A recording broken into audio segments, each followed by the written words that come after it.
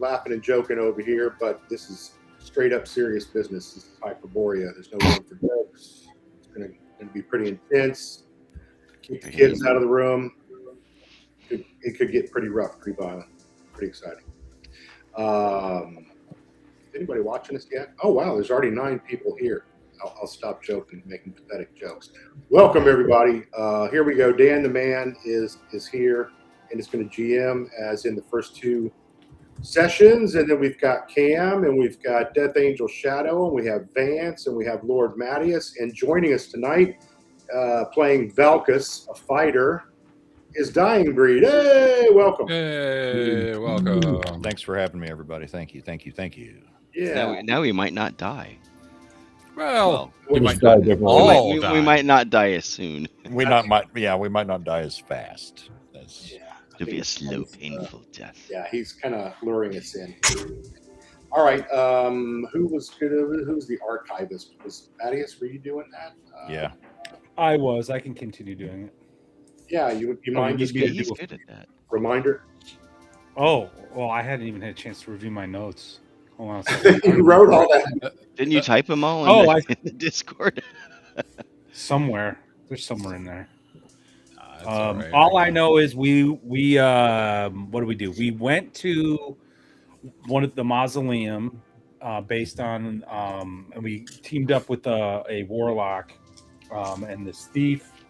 The warlock got killed. The thief disappeared. We lost our thief while being attacked by some zombie creatures. We retreated empty-handed. I had the brilliant idea of finding those slaves we encountered because I suspected they were escaped slaves. My suspicions were correct.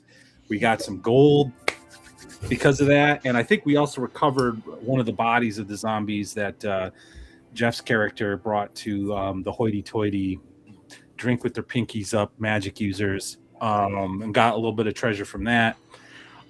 Flushed with cash. I don't know what the rest of y'all did, but Ragan Apoar decided to,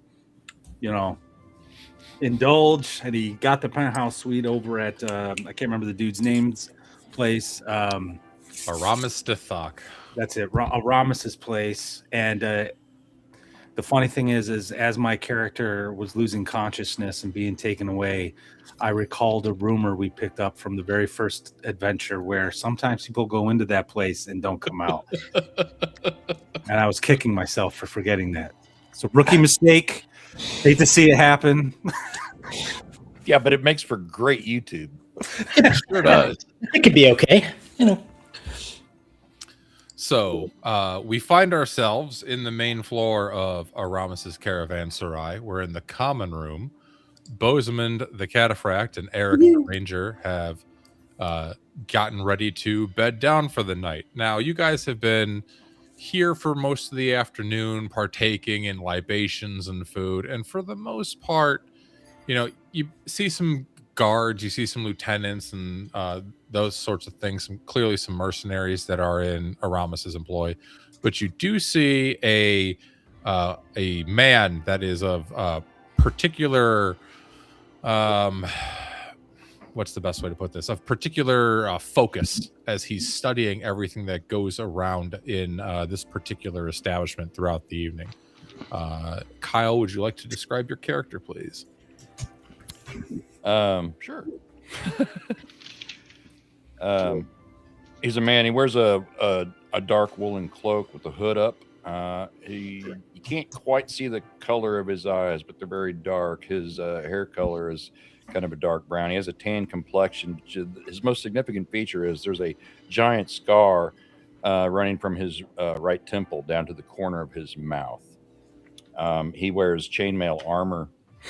He has a long sword strapped to his side. On his left, he has a belt in which he has a brace of daggers. There's a backpack. He also has a belt pouch and a small belt pouch. Otherwise, he's a pretty standard-looking guy, but he seems to be very reclusive and very quiet. Bosemond, Arik, what would you like to do? I'll lean over to Arik and suggest look at the cell sword in the corner over there. maybe we talk with him and see if he's in our line of work, or maybe he knows of some opportunities for us. What do you say? That sounds fine. Let's maybe we could buy him a drink. All I can think of is the blue parrot. Well, let's we saunter over there and ask him if we can sit and buy him an ale. As they approach, I kind of stand up and cross my arms. My right hand is very close to the pommel of my long sword. What do you want? I'll hold up my hand. Just say, just conversation, friend. No need for concern. All right. Well, an ale then? You're offering to buy me an ale? Yes. I don't drink. I'll have water though. Chewing tobacco? Oh, I do smoke a pipe. If you have pipe tobacco, I'm out. That would be great. Bozeman offers you a bit of pipe tobacco. Then I will accept. I am cautious, but so what brings you here? Well, we're working. We're new to the city. For who? Dan, who are we working for? Right now, just yourselves. Oh, that's right. Yeah, we're freelancers. Mm. And you have the look and air of a sellsword like yourselves, and thought maybe you might be looking for work, possibly companions for bigger opportunities. Just kind of passing through, though I'm here for a while. I'm honestly, I'm just looking for someone. Great. Well, we've had some luck in our endeavors here, and we will be around the area. Perhaps, may I ask who you're looking for? A friend, fellow adventurer? To someone I owe a debt.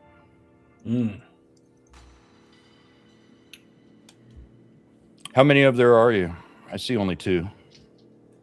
We have other companions, some other skills and other arts. Besides our own, we're fighters. We're men of swords, bow, and spear.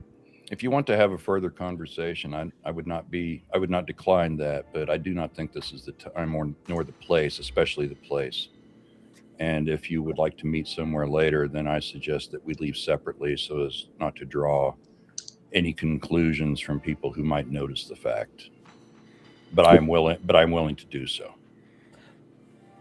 Okay. Well, I think we're here for the evening, given the circumstances outside. But perhaps in the morning we could. True. Could meet. Sure. Okay. So we tip our cap politely and step away and sit back at our table where we're running. And with that, we cut to Ragan Apahar, who was being wined and dined in the penthouse suite.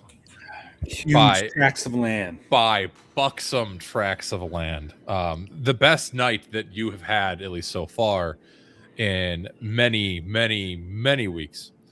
Until you were starting to sip too heavily of that wine, and you were starting to drift off to sleep. Right as everything was going dark, you heard one of the courtesans say, "This one over here," and the sound of stone grinding on stone, some sort of hidden door opening them up. Please make me a save versus death, please. Oh no! Oh shoot! Wow, it's death/poison. It's poison. So.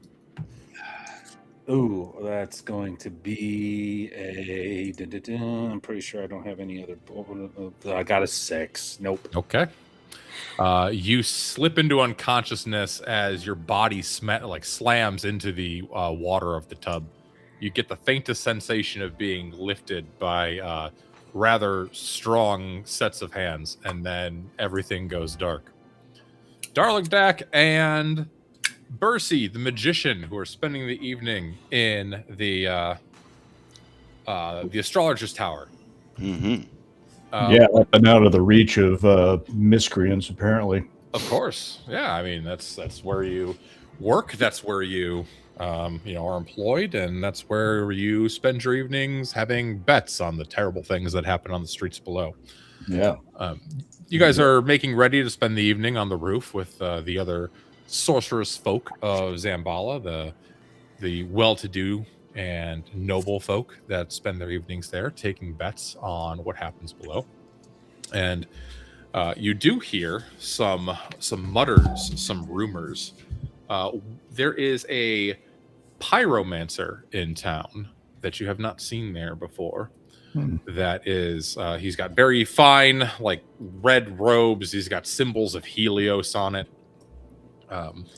And he's extolling the virtues of his god in talking about how the temple is a mighty place and everyone should pay homage to Helios and worship Helios and pray to Helios for forgiveness because Helios has brought on this plague on the city of the Anthropophagi.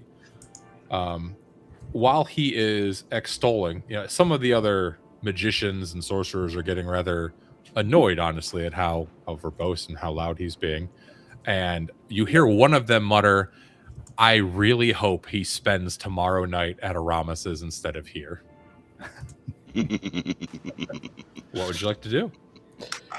Yeah, I thought we'd gotten ourselves away from the proselytizing priests up here on top of this tower. Well, there's a new one this eve. There's always one. Darlagdak, what are you doing? I'm trying to see what the others in the area are whispering. I have a feeling that there's some chitter chatter going on with this guy ranting and raving like a lunatic. Okay. Yeah. Are you trying to eavesdrop on the crazed Helios priest, or are you kind of like eavesdropping on the chitter chatter of the chitter chatter, the normals? With the norm, yeah, the non proselytizers. Proselytizing. Yeah. All right. See, we have to get a feel for what they think of him. Yeah. There's a general sense of discontent that he is here.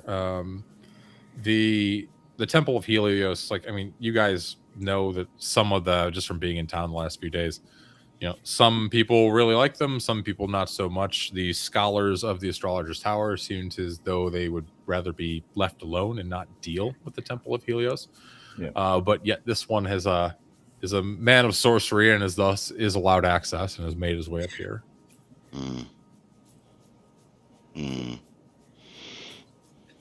Keep my eye on him. Okay. He's continuing to spend the evening proselytizing and just, pretty much denouncing all the other gods of Hyperborea and trying to get everybody to, follow the call of Helios. Let me kill Nightbot. Okay. And Bercy, anything from you?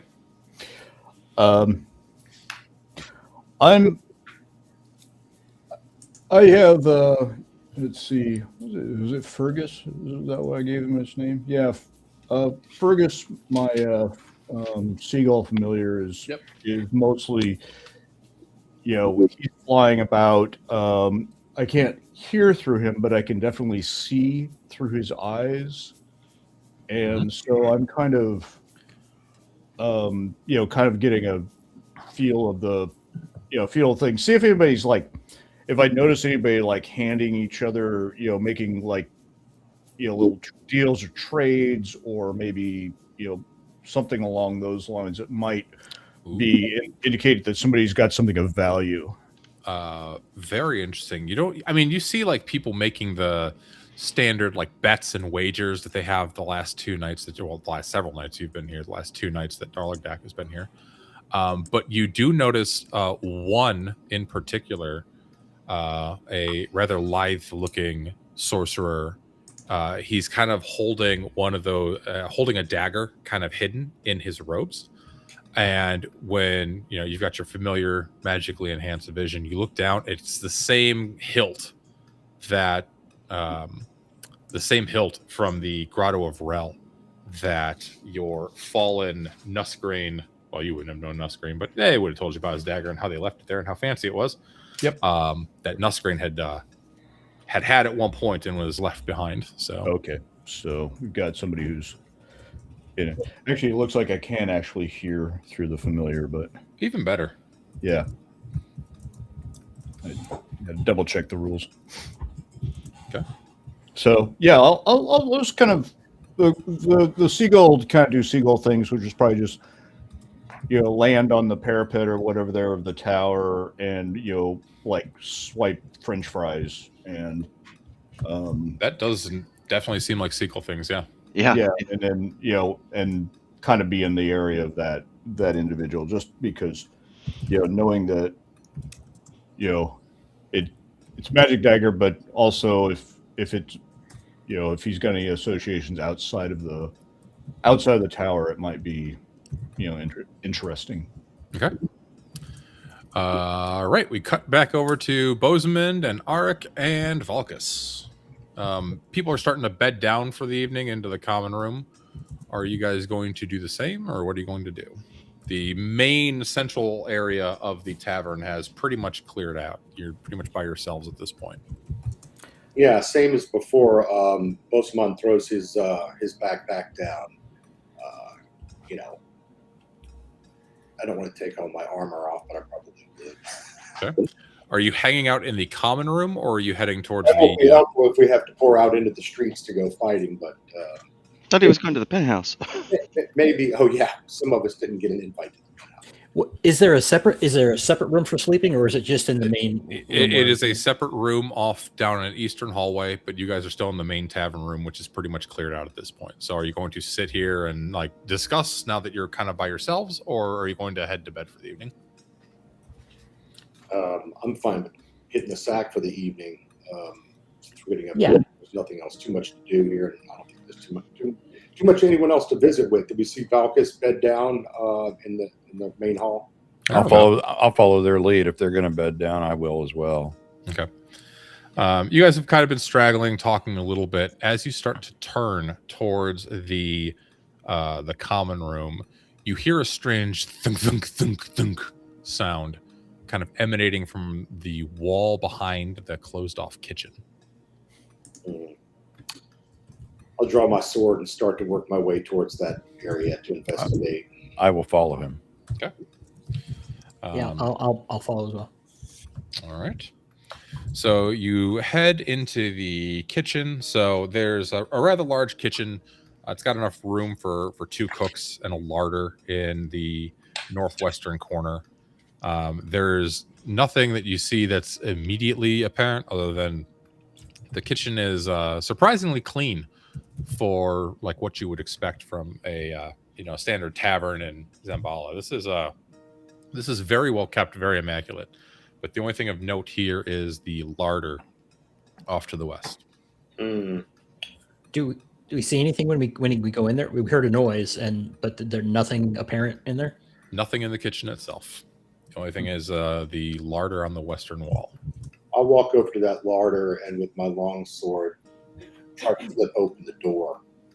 Is it a tall vertical like an oblong? Which way does the door swing? Towards us or inward towards the larder? Inward towards the larder. I will stand on the other side of the door as Bosemond nudges that door open. Yeah, and clarify for me, Dan, when you're talking about a larder, is it a cabinet style larder where they're No, it's like a walk-in. It's a walk-in into another chamber. Yep, like a walk-in, drawing room, yeah.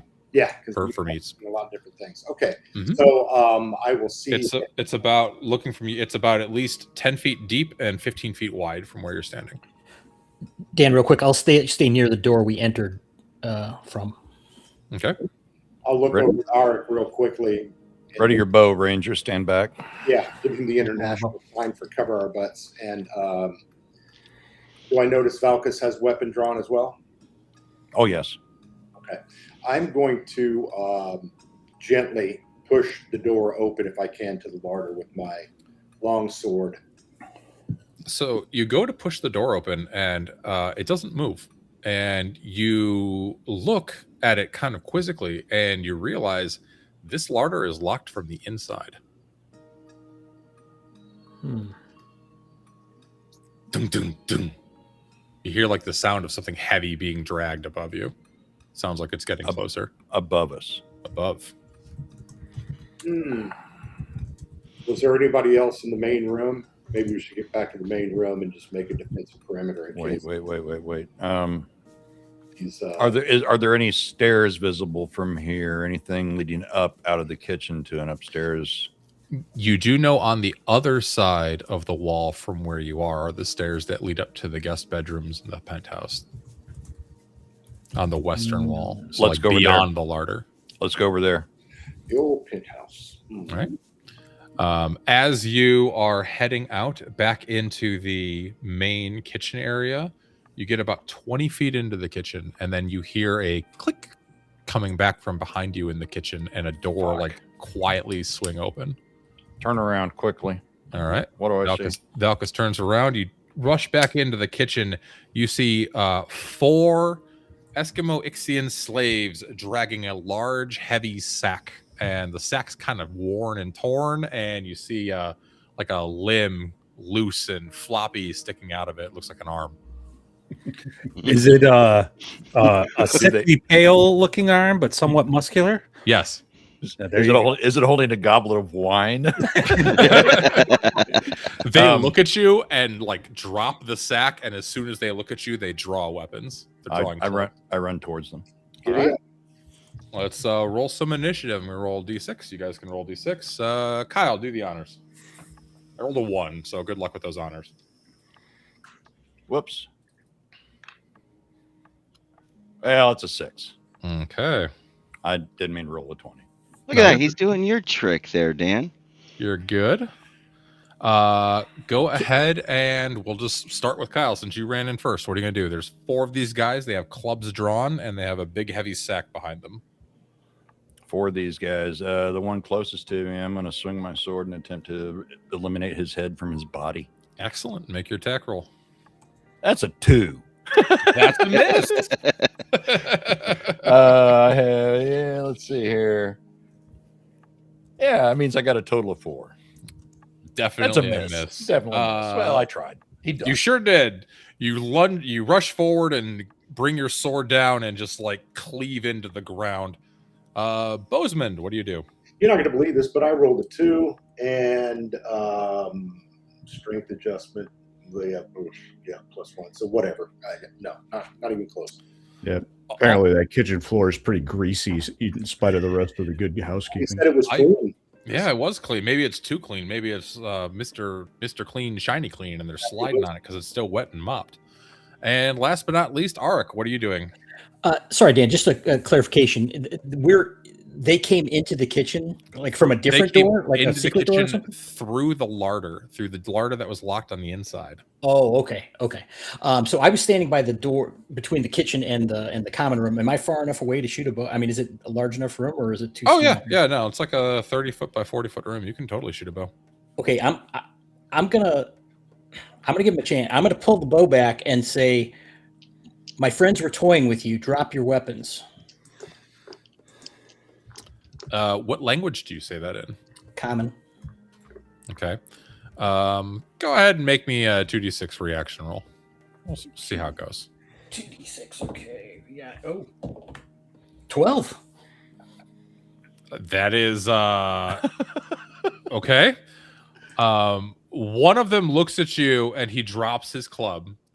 One of them looks at you and says something in very broken common. If they were toying and that's their best, I don't think we have anything to fear about or anything to fear. Can I loose my arrow at him? Absolutely. Okay. Lunk. Let's see. That is a 14 plus. Sorry, that's a 3. You hit AC 3? Yes. Your arrow buries into his chest. Roll your damage. Okay. 5. The arrow strikes true, finds his heart, and as he's laughing at your friends for their mediocrity, he drops dead. The other 2 look at this, drop their clubs, and drop the sack, and they're just standing there and backing away, not knowing what to do. Well done. All right. I'll draw my second arrow for the round and hold it. Okay. At this point, combat's over unless you guys just want to execute them. What do you want to do? Slaves. I'd like to find out what's in the bag. I've got my. I raised my sword up to the neck of the one closest to me. Which one of you speaks common the best? The one furthest back steps forward, kind of cautiously, and says, "Me." The one that you're threatening has no tongue, and then he opens his mouth, and you realize his tongue's been cut out. Saves me the trouble. He grimaces a bit. Bozeman, find out what they're hauling. Yeah. So I go over to the bag, and does it look like a body? Does it look like a corpse? You said there was an arm sticking out. Yeah, there's an arm sticking out. You pull back the large burlap sack, and you find the naked body of your friend and compatriot Ragan snoring softly. There's so many things I want to say, but it's a live stream. Oh my! Who the hell is this guy? One of our companions. Yeah, one of our companions. God, what class are you again? I forgot her A again. warlock. Warlock. Right. I know it's spellcastery. All right, so we've got a problem. It's the middle of the night. We can't go out on the streets. We've got this situation here. We've recovered your friend. We've got 3 of these Eskimos that are under our control. We've got to put a guard on them. We've got to shut them up. We've got to be able to live through the night and make our escape in the morning. How do you want to do this? I'm gonna go check the larder, see where they came from. You check the larder, and you see they had pulled down a hidden trapdoor that led up. And looking up, it looks like it went into like a hidden central area of the staircase above, because it was kind of like a square spiral staircase that continually boxed around itself, and looks like there's a hidden like trap door in the center of the whole thing that leads all the way up. Can we?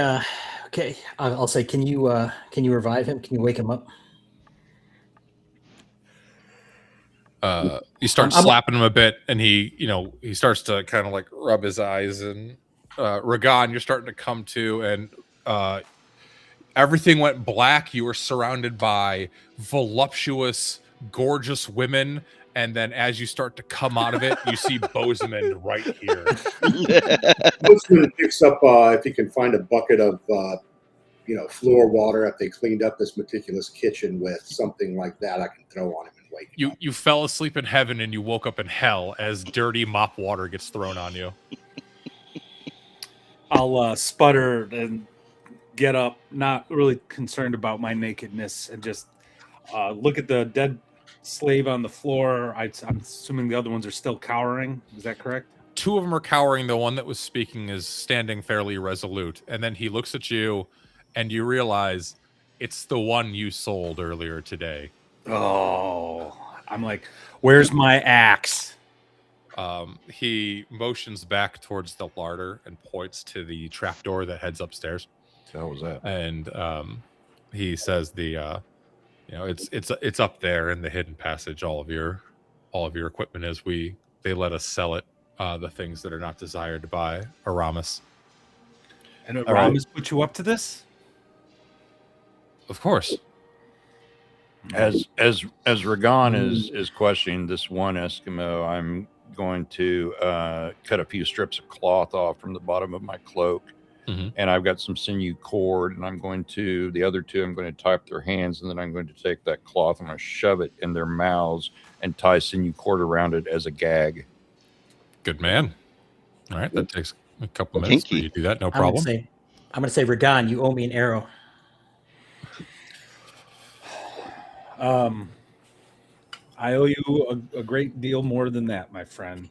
And I'll clap you on the shoulder. Same thing with Bozeman. I'll again, not really concerned about my nakedness.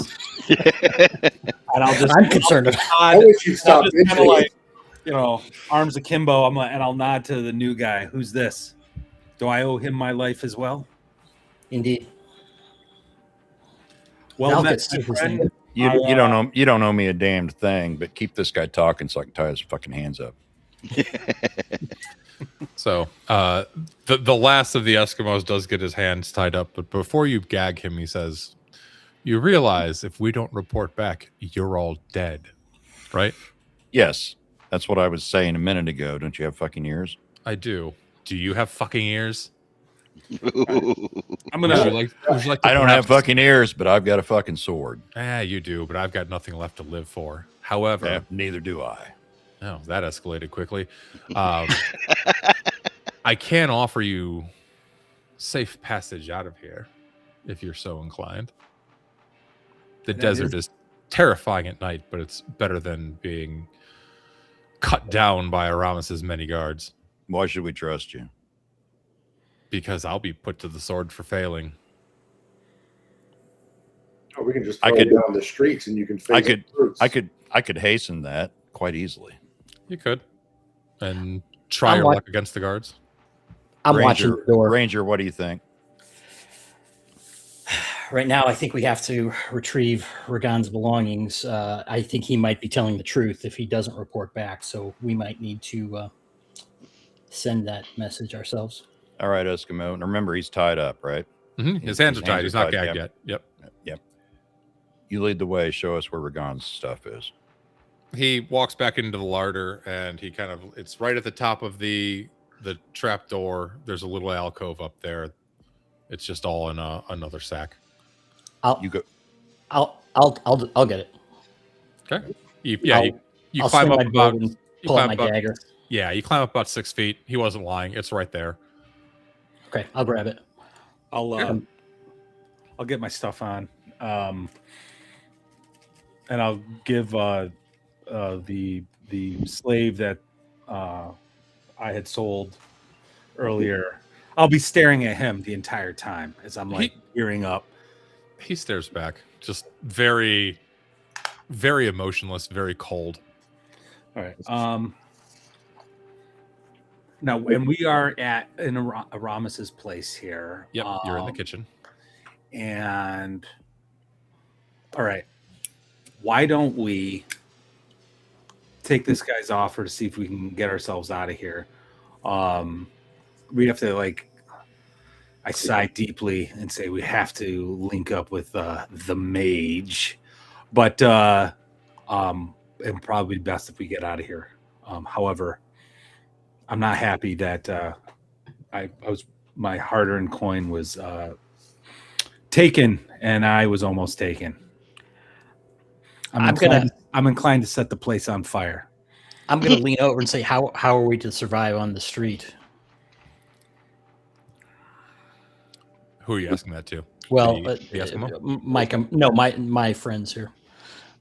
This man said the slave said he knows a way out of here. Let's hear it then. And obviously they were taking me somewhere. There's got to be some hidden. Maybe there's tunnels beneath the city. He hears you guys discussing. He walks into the kitchen and motions towards a pantry on the very northwest corner of the kitchen. He says, "False wall behind there leads to a trapdoor that leads out into the old city." I'll go over and see if I can find it. Yeah, I mean, you poke around for a few minutes. You find a false back to the pantry. It slides inward, and it's definitely dark beyond. There's no lights or anything, no windows to filter any of the moonlight, but you can kind of see the glimpse of like a trapdoor in there. I asked him how he planned to avoid the brutes in the streets of the old city as he gets out. Oh, well, the brutes, they don't eat the chosen of Cthulhu. Knew it. In fact, they are the best of us. And he gets this like wicked grin. And when he grins, you see his teeth have been filed into very pointy bits. So while you guys think about that, Darligdak and Bercy, the evening is continuing on the roof of the Astrologer's Tower. You guys are, kind of making light with some of the other folk, intermingling. And Bercy, as your seagull is just kind of still observing. You notice that the man you saw with the dagger, Right. a Cimmerian, has started inching his way towards the pyromancer, who is still proselytizing, by the way. It's been about an hour at this point. Everybody's just kind of ignored him, turned towards different corners of the astrologer's tower to look down at the streets below. Eventide Bell has long since told people are getting mauled, maimed, eaten below. People are taking bets. As you do. Huzzah! Run! No, damn it! Darlagdak just lost 3 gold on a bet on the one he thought would escape, didn't.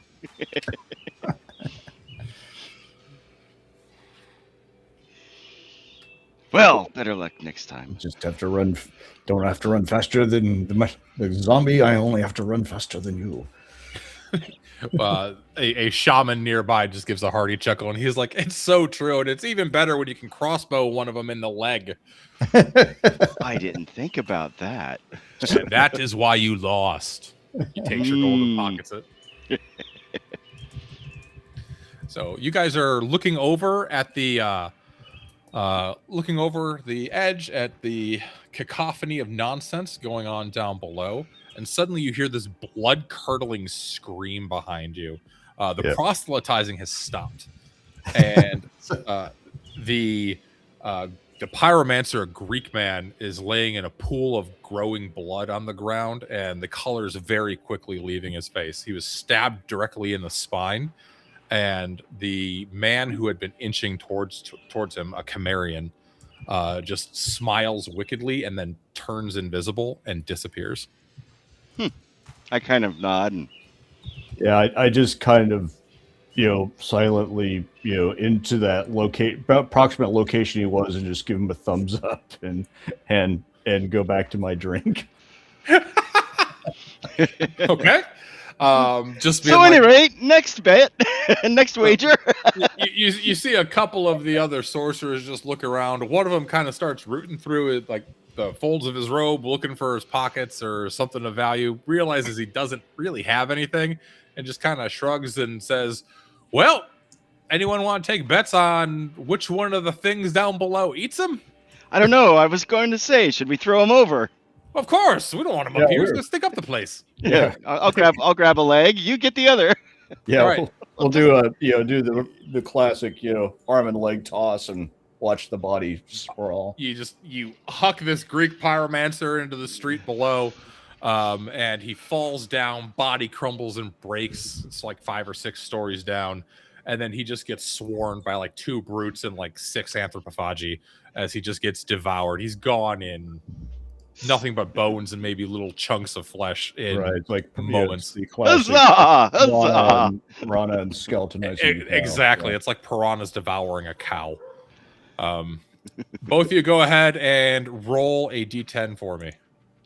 Okay. I rolled an 8. All right. A 4. All right, Jeff, you win 40 gold in the betting, and Vance, you win 80 gold in the betting for the evening. All right. All right. I'm just going to stay up here and just keep doing this, and you guys can go adventure. Just bet on death and devour. Yeah. All right. Ragan, Valkus, Eric, and Bosemond.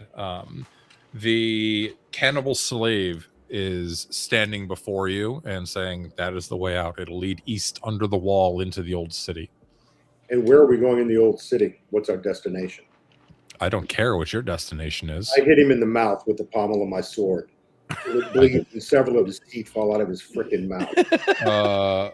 Okay. Several do. He bites his tongue. Told you they were toying. Blood's pouring down his mouth. He just spits this giant gob of like part of his tongue, a couple teeth, some blood onto the ground, and says, I don't know what you're going to do. I don't care what you're going to do. The desert is vast. The Zakath will take you all anyway. I take the last strip that I'd cut off and I gag him and tie it around with sinew cord so that it's like a gag. And then I take a portion of my rope and I tie the 3 of the remaining Eskimos together. Okay. And then the guy that's been mouthing off to us, I stab him in the foot with my sword. Go ahead and roll me a d4, and Mike also roll me a d4 for that shot to the mouth from your pommel strike. You're not going to give him one lousy hit point, are you? That's a 1. Okay. Deuce. 2. All right. He's not dead, but he is not looking good. He didn't look good before we hit him. Yeah. I just wanted him to bleed. Ragan, did you see guards upstairs? And if so, how many? You did. You saw at least 4. 2 stationed on every floor. You were on the 3rd floor, and there was another floor above, which you can kind of surmise is Aramis's private residence. Okay, so there's probably 6, at least 6, most likely more. If Aramis, if we assume there's a few more in Aramis's private residence. Why would you think there's more? There's more than that. I've been here for a while. I've been watching. Aramis has his regular guards, but he has undercover, so to speak, people mixed in with the people that appear to be staying here in this lodge. I don't know how many, but I've counted at least 3. Well, our odds don't look good then. Should we believe the slave and try to escape? I think that's our only option, actually. We got to take them with us, and then we can ditch them if we need to. They're bleeding. It's like sharks to blood. Sorry, Kyle. We could also kill the slave and go upstairs and try to capture Aramis. He sounds like he's higher up in the organization. We are horribly outnumbered, and if we need to get the fuck out of here. Yeah, I don't. That's not something I'm willing to risk. Not right now, especially if he has. That's fine. Potions and whatnot to beguile. All right. Is there anything? Swear. Is there? Do I have any estimate to how long till dawn bell? At this point, probably about 4 hours. Is there any ready to eat food? Food that meaning like preserved meat or salted meat or anything in the larder? Oh yeah, the larder's like full. Like if you looted it, you could probably have like I don't know a month's worth of salted pork rations, like salted meat rations. Okay, I'm gonna grab a couple extra rations here. I don't know when we're gonna. Pork. Yeah. Good idea. Pork, beef, I'll do. Possibly human. Who knows? We need to move. Okay. The longer we delay, the more likely someone's going to come upon us. I agree. I'm just grabbing a couple rations, and then I'm going to nudge Mr. Cthulhu wannabe man and be like, "Let's go." Okay. He walks forward and like points with his bloody foot to the trapdoor on the ground, and motions for his. Are his hands bound behind his back or in front? Behind. Okay, so yeah, he just kind of like head nods for you to lift it up. I'll get my bow back and I'll cover the the opening as someone opens it. Okay. Who's going to hold the torch? Because you're not going to be able to see down there without a torch. I'll hold the torch if the fighters want to go ahead of me. I'm wielding a battle axe, so I can use it one-handed or two-handed. So. Okay. So Ragan has the torch. Who's going to hop down first? Bosemond, Valkus, or are you guys going to make the slave go down? I'll hop down first. Okay. I'll be right behind him. I hand off the rope to Ragan, and that's tied up the 3 Eskimos. There's a bit of rope that he can kind of lead them, almost like a dog or something. Like here, you can hold the torch, and you owe them more than I do. All right. So Ragan, are you hopping down with the Eskimos in tow? Yeah, I'll actually put them first so I can keep an eye on them. Okay. And then last question is to Arik. Then, what do you do anything before you leave the kitchen? I'm going to drag the other body into the. Well, is there any space not in the larder that is kind of out of the way? You know what? I'm going to drag the body down into the trap the trap door, or I'll just throw him down there, and then I'll come down last, closing the door. Okay. You drag the body down. You throw it into the underground passage below. Close the door behind you, and you are all in the passage. It's about 6 or 7 feet wide. You can you could maybe walk 2 abreast if you went really slow, but it's pretty much single file. You have to duck your head down. It's maybe 5 feet, sometimes 6 feet tall. It's been very roughly hewn from the rock and earth below, but it does head pretty much straight east. You know that based on like where you were in the caravanserai. And you also know that the caravanserai was basically on the walls of Inner Xambaala. It was not far from the outer city. So it proceeds forward about 500 or 600 feet. And then you get to the end, and then there's this large stone slab at the end of the passageway. And the slave with the busted mouth and the bloody foot, he's motioning up towards the upper right side of this stone slab, and you look up where he's motioning at, and you can see there's a lever. It's pretty well hidden, but there's a lever in the top right corner. My man, we got a mapper. So. I'll be keeping watch behind us. You know, I'm last in the row. Okay. While we're going down, because you said it's about 500, 600 feet, so that's going to take us a little while to go. And the slaves are ahead of me, and I got the torch, right? I'm holding it kind of. I want to examine these guys. Do they have any odd markings, like tattoos or anything? Because I'm a little concerned about this whole "they represent the best of us" business that the guy said. Yeah, so there's nothing visible on them, like no tattoos, no markings, other than like, the markings of whatever house had them as slaves. 2 of them have Aramis on them. The one that Bozeman busted the mouth on, he's got one that's been basically like scratched out with a dagger. It's still pretty fresh since it happened earlier today, and he's got a fresh like burn mark, a brand of Aramis on there. But beyond that, nothing that noticeable. The one thing that was of note was the one had filed teeth. Okay. All right. Sounds good. All right. So make your way through the passage. Like I said, it's about 500 feet long. And the Anthropophagi is motioning towards a lever on the top right corner of the stone slab in front of you. Well, whoever's in the lead. It's Bozeman and Valkus up front. All right. Bozeman, what do you do? So we're out front, and we come across you said the Anthropophagi is the Anthropophagi. The cannibal slave is motioning toward. There's a giant stone slab in front of you at the end of the walkway. Okay. So it had been carved out of earth and like dirt and stone, but this is like a worked stone slab. It's completely blocking the hallway. And he's motioning towards a lever on the top right. Okay, so I turn back to the one with the busted mouth and say, "What is this?" He's got a gag in him. Says, I can cut the gag off, but I might cut something else too by mistake. All right, he's got 3 hit points left, so be careful. All right, so I motion. I'll go up and pull it. Okay. You go up and pull it. You hear a soft click, and then this heavy stone slab. You notice it becomes a bit ajar. You see some light filtering in from the outside.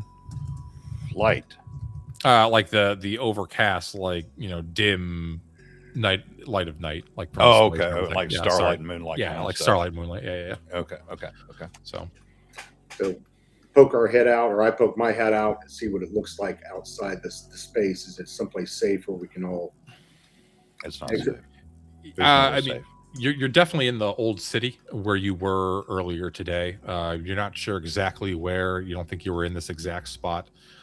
You've come out in what looks like maybe an old chapel or temple building.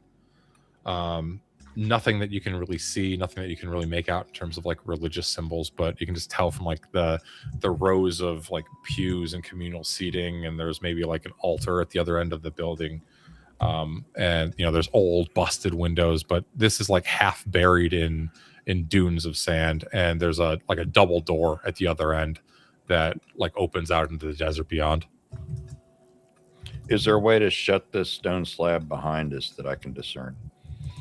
Yeah, you look around and you can see that you're able to discern that if you close it, it'll latch shut, but you don't see anything on this side that would indicate it could be opened again if you were to do that.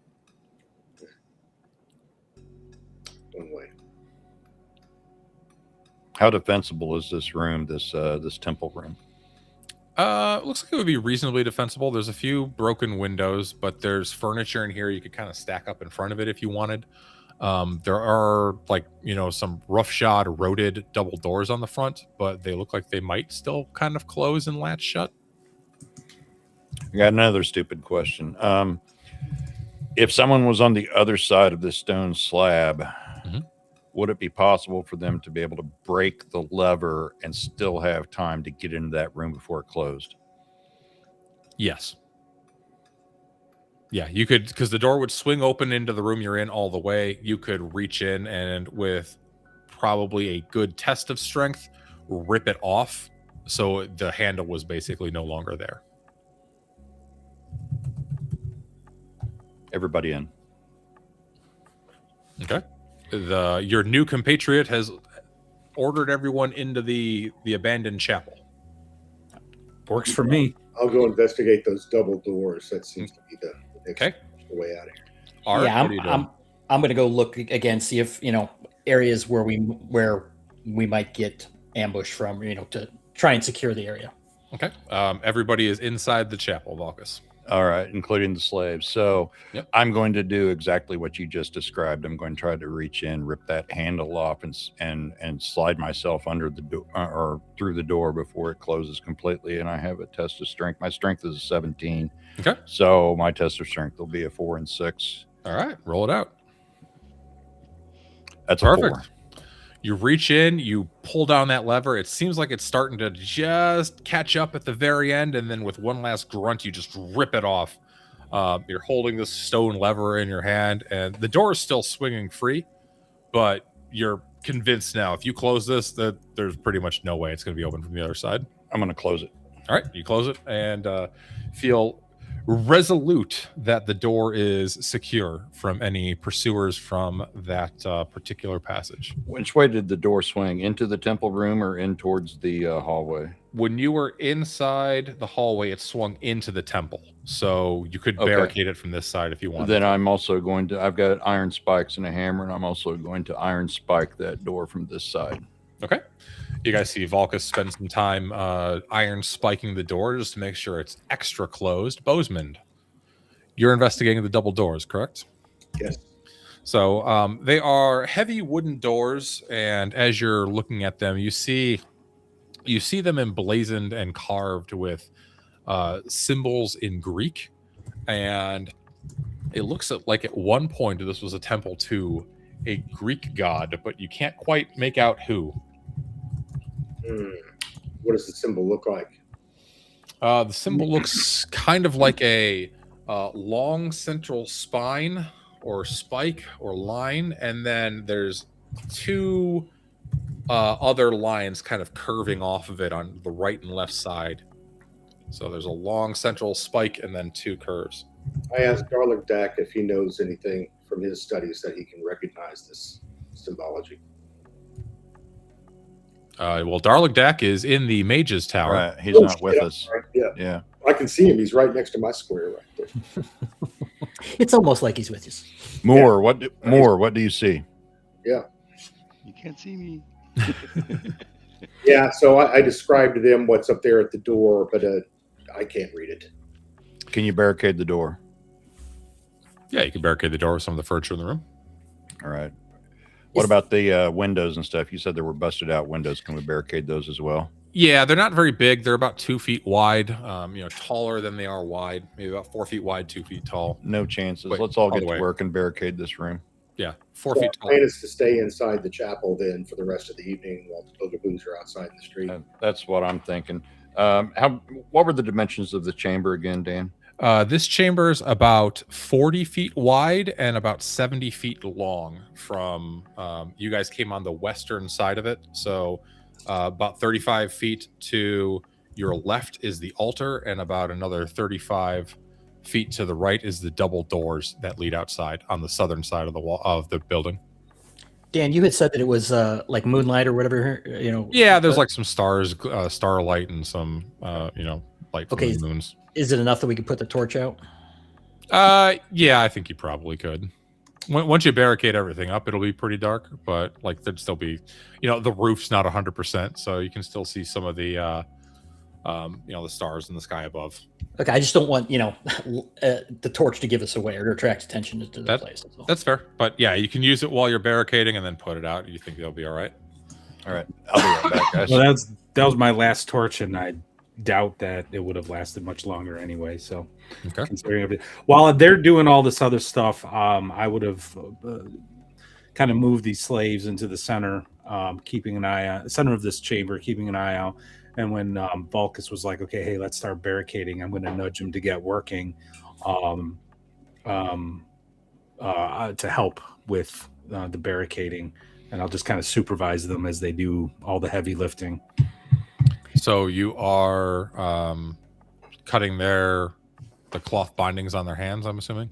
Oh, that's right. They're tied from behind. Mm-hmm. All right, never mind. I won't do that. Okay. I forgot that they were tied from behind. I'm just going to keep an eye on them. Let's put them face down. All right. You put them face down on the ground. The one that's been beaten up a bit. We'll get him. I'll order him. Oh, go ahead. I think you lied a little bit. The one that's been beaten up a bit, just kind of, he's a bit resolute and doesn't want to get down, but he eventually does, thinking better of it after a few moments. Okay. Is this I'm sorry, you might have said, is this a high ceiling in here? The ceiling's about 20, 25 feet high. Pretty high compared to some of the other buildings you've seen in the old city. It looks like at one point it was a grand and well-respected temple, but it's been taken by time and erosion and disrepair and neglect. Okay, are there any high windows in the place? No, it's a one-story building. You can tell at one point there was definitely a wooden loft, but it's been that's all disintegrated. Okay. I'll just keep a watch by the door, then kind of peeking. You said it was like cracked or not full. I'll just kind of keep an eye on things the best I can. Okay. There's about 3 hours left in the evening. Matt, why don't you go ahead and roll me a d6? Okay.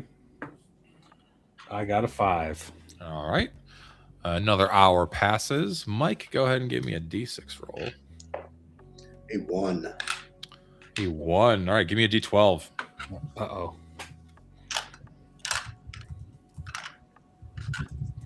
Mm-hmm. 12. A 12. Oh. Cam, give me a d6. I hate this game. Yeah. I don't hate the game. I just hate it when Dan gets excited. I got a 3. You got a 3. All right. You guys are spending the evening, and you start to hear a chittering outside of some sort of chitinous creature walking on stone. What do? We still have a torch lighted inside there, I assume, for some sort of light. No, we put the torch out. I'm out of torches, X. That was my last one. So yeah. You guys put out your torch, and you're hearing this, and then you hear more and more. 3 distinct sets of chitinous legs clacking on stone. And Cam, as you're looking around on one of the windows, you see these glowing eyes looking at you from the outside, and you see this bulbous, oblong, cylindrical mass before you, and it just kind of it makes this wicked screeching noise and hissing noise. I'm going to. Well, clearly it was looking right at me, right? So, right at you. Okay, I'm gonna glowing red orange eyes. I'm gonna back away quickly, pulling out an arrow, and So we're kind of in the center of this room. This is a fairly large room, right? Yep. Cam saw that. Mm-hmm. I know what's going on, correct? Yeah. Oh yeah. You guys have all heard this. The little click clacking of this creature's legs, and there's 3 of them you can hear at different points. 2 from the east and 1 kind of coming from behind the altar. I'm going to sheath my sword for the moment. I'm going to pull my short bow and knock an arrow. Okay. Mike, what are you doing? I'm confused. I don't know what we can see. We were inside a barricaded room with no windows, and now there's plenty of windows, and some of them you've barricaded up from the ground, but they're 4 feet tall and about 2 feet wide. So Cam saw this creature kind of clinging to the top of one of the windows and peering in. Okay. and it hissed. So obviously there's enough light streaming in from windows and things. Yeah, you can see the outline of this thing. It looks like a gigantic scarab beetle. And he's glowing eyes. So we can tell out in the street there's a certain wall with the windows where the noise is coming from. So I'll face that side and get ready with my sword and shield. Okay. I will force the slaves up and make sure they stay in front of me, Vulcus, and Erudite. And I'm pulling out my crossbow and I tell them, I can kill you or they can kill you. Don't fucking move. All right. And as this thing kind of comes into view, you realize that it's actually radiating this pale, like orange glowing light. And it is this huge 3-foot diameter, darkly colored beetle. Let's go ahead and roll some initiative. Mike, do the honors, please, with the D6. Should make him easier to hit in the darkness. Excellent. You can see him just fine. I rolled a 5. All right, they go first. So we've got, Ragan pushed the slaves in front of him. You guys are all kind of pretty far away. Got to move a 40. Okay, so they are going to charge in one after the other. One is going to go for the slaves. One is going to go for, we'll do just a D4. 1 is Bozeman, 2 is Ragan, 3 is Vulcus, 4 is Cam. All right, so 1's heading towards Cam, and the last one is heading towards Bozeman. So first, the 1 is charging at the slaves in front of Ragan. A 9. Okay, that's a miss. 1 going for Bozeman. 17. That's going to be a hit for 2d4 damage. He hits you for 3 with this piercing bite as it chomps into your leg. You feel like a faint burning sensation. And the last one is going for Arik. What is your AC? Doesn't matter. Natural 20. Oh, no. Which we will check with a d6. I believe that's +2 damage for monsters. So you get 2d4 plus 2. You were taking 7 damage, Arik. Okay. All right, your guys' turn. All right, I'm gonna, because they're like, you got these slaves in front of me, getting chomped on or almost chomped on, getting confronted. I back up, like 30 feet or whatever, the equivalent up. Well, if we're in the center, my back would be up against the wall. And I'm going to take a shot with my crossbow on the one that just stomped Arik. Okay. His AC 4. Well, okay, that's probably going to be a miss, but let me just go through the process here. So 7. 7, you'd need to roll or AC 4, you'd need to roll a 15 modified. Yeah, no, that's a miss. And then I'm going to drop my... I'm going to then drop the crossbow. Okay. Bozeman. Attack with my long sword, and I rolled a 1. Oh, roll me a d12, yeah, please. that's not adjusted. That was just my die roll, so I have bonuses on top of that. So yeah, roll me a d12.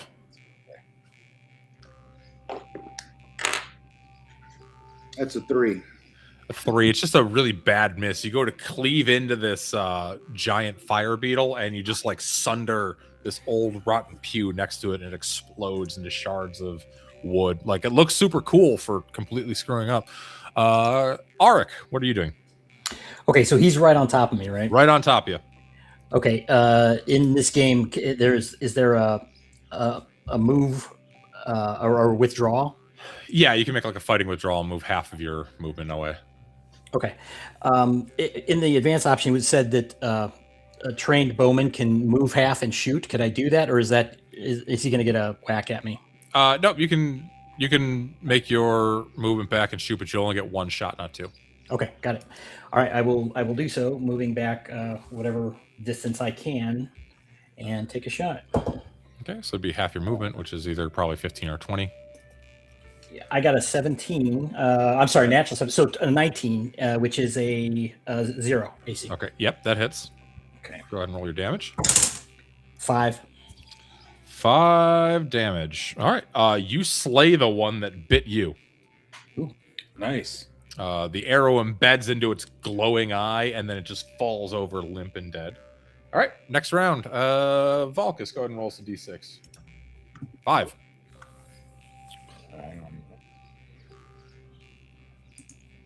That's a 6. Your guys' turn. There's 2 left. 1 in front of Bozeman and 1 over by the slaves. Hell with the slaves. I'm going to try to save Bozeman, who's been my friend. And I was going to do Cam, so you saw me aiming towards him at first. And then when I saw he slayed his enemy real quick, I shifted over to Bozeman, and I'm going to shoot at the one on him. Okay. So I'm going to roll a d20 here. That's it's a 6. Total. That is going to miss. Yeah. Ragan, what about you? I'm going to cast Shocking Grasp. Okay. And with one hand, and then I'm pulling out my axe with the other hand. I love it. Okay. Now for Shocking Grasp, you have to make a touch attack, which is just basically you roll to hit AC 10. That's all. Okay.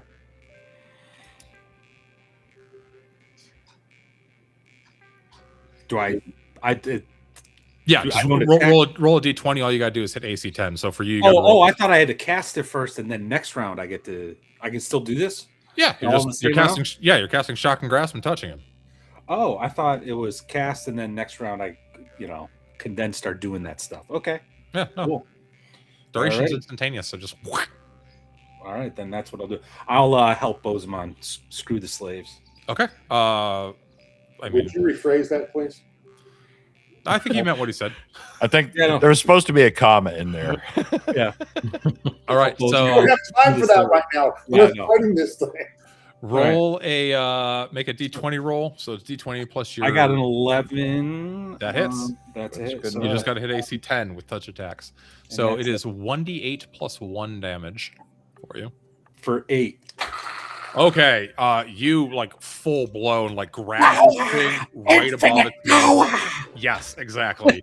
And its head just bursts, and the orange glow is brilliant, and it was about 10 feet before, but as it explodes, it fills the whole room with this orange glowing light, and you're just covered in viscera and goo from this disgusting creature. So who hasn't gone yet this round? I haven't gone yet. Bozeman. 11. That is going to. What's your fighting ability? 1. 1. Yeah, you would need a 14 to hit. So that is a miss. And our last but not least, Arik, you can fire twice this round. Okay, I will. I'm sorry. So there's just the one left now, right? Just one left, right in front of the slaves. Okay, go right here. That is a 15. That hits AC 4. That hits. Roll your damage. Okay. 3. Okay. Make your second attack. Okay. That's gonna be a miss. Okay. It is still alive, but it is going to go for the closest target in front of it, which is the slave. Whoops. That's a miss. Actually, I should have a roll morale. It's good. So yeah, it tries to bite the slave. It fails. Next round. So who hasn't rolled for initiative yet? I haven't. Yeah, Ragan hasn't. Go ahead, Ragan. Oh, I rolled a 1. I rolled a 6. Thanks, Ragan. Hey, that's what the slaves are for. That's why I did. You know what? It's right in front of an easy-looking target. But your DM can't seem to roll above a 7, so it's your guys' turn. I'm not even going to make you roll it out. You guys are going to completely eviscerate this thing. It's got 1 health left. I'm not sure why I keep dropping. Sorry, guys. It's just Restream being Restream. Yeah. So, with that, you do have 2 of these things here that are not exploded by electricity. Our warlock would know that the glands above their eyes could be extracted carefully, and they will glow for 1d6 days. Ooh. So, this is fantastic because I'm out of torches. I'm going to take one, not the wounded slave, but I'm going to free one of them and tell them, do I actually have a dagger? I don't think I have a knife or anything like that. Well, you have a fighter with a brace of daggers with you. May I borrow one of those? Volkus. No, but what do you want to do? I want to remove the glands. They'll give us light for several days. Can I do that, Dan, or does he need to? Oh no, you can do that with just him kind of showing you where to cut. That'd be fine. All right, I'll do it. All right. Yeah. So you guys do that. You have 2 that will glow for 1d6 days. One of them will glow for 3, and the second one will glow for 1. But you've basically got 3 days of unlimited torchlight. So, with that, the night begins to kind of give way to dawn. After a few hours, you hear the dawn bell toll, and we're going to cut over to Vance and Jeff, who are at the Astrologer's Tower. So you guys have spent the night carousing and betting. And Bercy, you in the morning, your seagull notices a great commotion going on at the caravanserai, and word soon begins to spread throughout the city. Maybe there was a few magical sendings involved by those in the tower, but there's some sort of great cacophony of trouble going on at Aramis's place, and Aramis is missing, is the word that's spreading through the streets. I'm sure our companions have something to do with it. So we'll just, kind of do the, cover your side of your face, hoping that no one notices you. All right. Well, about you, Darlingback, you hear the talk amongst the erudite folk of the Astrologer's Tower, that there's a commotion and ruckus afoot in Aramis's. Rumors of dead bodies and Aramis himself being missing. Can you describe the ruckus, sir? Yeah. Interesting. Shit, I'm not there. What the hell? Yeah. Perhaps we should make our way to find our compatriots. Yeah, let's kind of meander in that direction and see if they make an appearance. I wonder if they've caused some troubles. Hopefully. Your friends having trouble. I can't imagine why, I know that they're all just starting trouble. Meek and wild. Yeah. All right, so we gather our belongings up and we say our goodbyes to our fellow. Collect our bets and make our way. Okay. Shall see you again soon. You say your goodbyes to your fellow sorceress folk in the tower for the evening. They go back to drinking wine, eating cheese, and taking bets for how many will die this evening. Mm-hmm. And you get to Aramis's caravanserai. There are a number of the satrap's guards, personal guard, in fact, all over the grounds. One of them, as you're approaching, stops in front of you and says, "Stand back, citizen. There's murders afoot here. I can't have you coming in." Oh, murder! Oh, we can't have that. Was it most foul? Oh, it was murder most gruesome. All of the slaves, the concubine girls, all of them in the dead of night had their throats slit. Aramis is missing. His personal guard is gone. Oh my dear.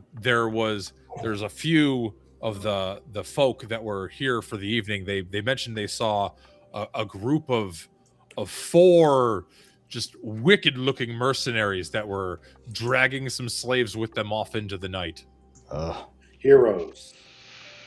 Sounds like 4 mercenaries. Sounds like totally unsavory folk. Yeah, we can only assume they've taken the man of the house hostage. Yeah. How can we be of assistance to you? Just stand back. Let us do our jobs. We're not letting everyone's been expelled from the caravanserai. It is off limits while we do our investigations. We're waiting for the high priest of the Temple of Helios. He should be here if his fat ass doesn't have a heart attack on the way walking down the street. Yes. There's nothing to be concerned about. This is official business. Please.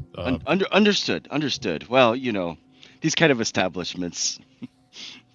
I particularly liked it here. It's very unfortunate that all of the concubines have gone. There was an Atlantean girl that I particularly favored. Well, it's particularly bad when riffraff like that invades. Yeah, it's awful. You obviously being sorceress members of the Astrologer's Tower, you know what the good folk of Xambaala do, which is not this. Indeed. Very well. Well, and Toodaloo. good luck on your search for the wretched souls that committed these atrocities. Yeah. Before you go, and he gives you, he's got a sack of like parchments. He hands you one. The diners that caught wind of these folk in the evening, they made some basic descriptions of them, and you see a really bad drawing of Ragan. It looks terrible. There's another one that kind of looks like Bozeman. You know, he's got his like kind of like Moorish complexion. He's got the same helmet that Bozeman wears, but they got his beard all wrong. There's a guy that you definitely don't recognize, and they got a very, very good rendition. Yes, they got a very good rendition of Arik the Ranger. It's like I hope that's not AI art that you're using. Ragan? Yeah. They have a very detailed portrait of Ragan. not of Ragan, of Arik. Oh, okay. How'd I get lucky? I rolled a D4. May I keep this? I would love to. We will yes, hunt them. you What's the obviously- reward for them? Oh, Yeah. the reward for their turn-in? Yes. 2,500 gold coins. And if they lead us to the location of Aramis, it'll be another 10,000 on top of that. 12,005. Do you hear that? Yeah, Ragan's like, I turn all of it in. I'm just gonna say, I hate the game, not the player. You know what I mean? Yeah, we could do a lot of wagering with that, couldn't we? Oh yeah, I'm sure we could get a few. Oh, you would definitely be wagering something, Jeff. So what would you two like to do? So do we see any? Obviously, what time of day is it now? It's right after the dawn bell rang, so it's like 8:30, 9 a.m. It's very early. Do we notice any tracks? Because we've traveled with 3 of them previously. So do we notice anything that looks, any telltale signs that looks like we might recognize? Nothing that you can see on the grounds. I mean, there's like blowing sand all over Xambaala. There's sandstorms that happen all the time.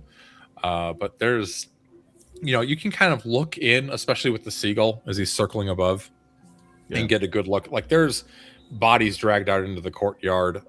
Number of slaves, courtesans, serving wenches. They've all been murdered. Every single one of them has had their throat slit. But you're not seeing anything that like resembles there's no guards. There's no like lieutenants or anyone in any significant armor. It's basically all, for lack of a better term, the help. Yeah, and the fact that they've got all their throats slit, it's not like they fought. They didn't look like they defended themselves, so they didn't fight. Not at all. They didn't die No fighting. defensive wounds, huh? Not at all. Man, 12,500. Yeah. Yeah. But yeah, I mean, can I deduce whether or not I believe that our compatriots were directly responsible for all these deaths? I mean, you've seen them fight. None of them fight like this, right? It's true. Scoundrels. If they fight well at all. Yeah, I can't see them. It's no way it was us. I think our friends may have been framed. Perhaps.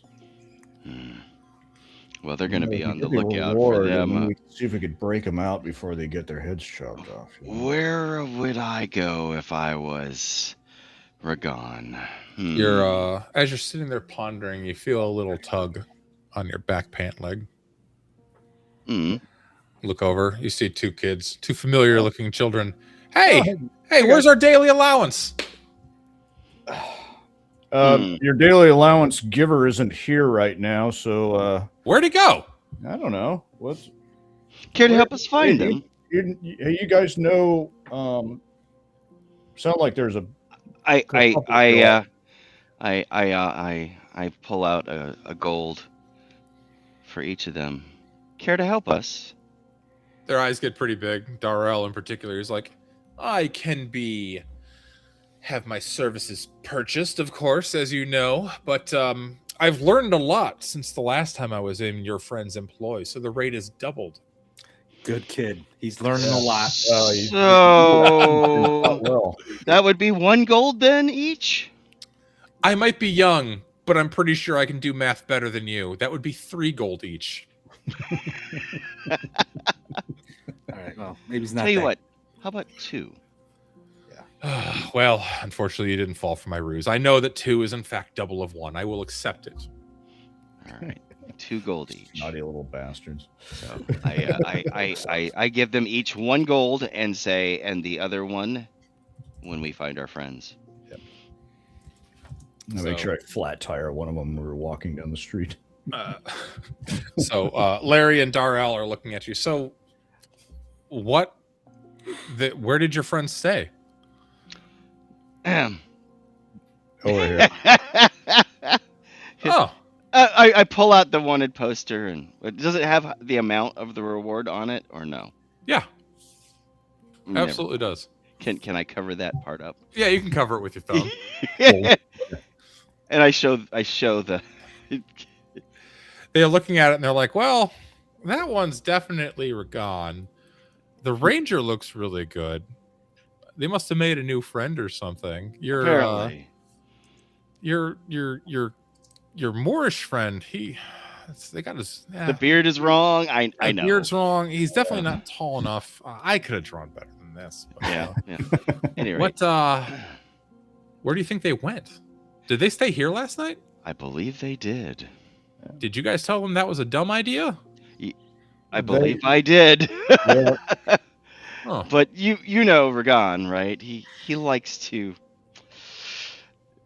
stay in Indulge? lap of luxury. Yeah, that's how Aramis gets his victims. Yeah. Any idea where they take the victims? Oh, yeah, out into the desert to slaughter. Ah. Yeah. Lead You the didn't know way. that? Lead the way, young lads. Oh, fine. All right. Well, it's just right in through the old city. It'll be there out in no time at all. What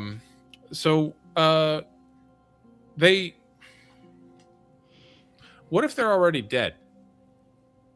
Well, then we get to divvy up their stuff. Yeah.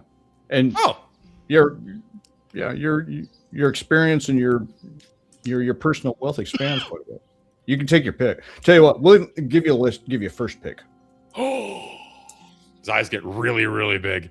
He's like, "Nice, man! Like, your friend was really nice, and he taught us an awful lot. He And like, did. I hope he's alive because he was really good to us. But if he's not, I will be less sad." Well, in his honor, we'll let you take one of his most worthy possessions, if he is indeed moved on off of this mortal coil. Oh well. I'll be back in a minute. Sure. But this whole thing, Aramis, he gets outsiders. He gives them to the cannibal slaves in exchange for safe passage for his caravans, his trade caravans, as they make their way across the desert. They're mostly in his employ.